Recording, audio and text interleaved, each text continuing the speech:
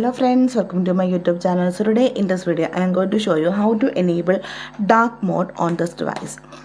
For this, simply go to settings. Now you can see this is a light mode. I didn't enable the dark mode. So let me show you how to enable this one. Go to settings and scroll down. Here you can see the option display.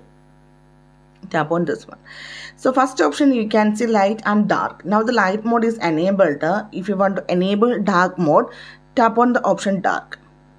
Now the dark mode is enabled, and here you can see the option dark mode settings. So here we can customize the dark mode also. That means we can schedule the dark mode. To schedule dark mode to turn on between sunset and sunrise, location need to turn on.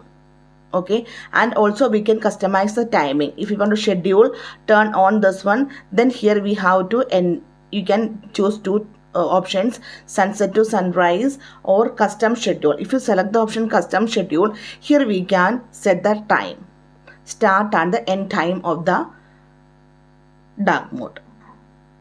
So in case if you want to enable dark mode every time, just simply turn on the option dark mode. The dark mode is enabled. So hope you guys enjoyed this video. Thank you for watching. Thank you. Bye bye.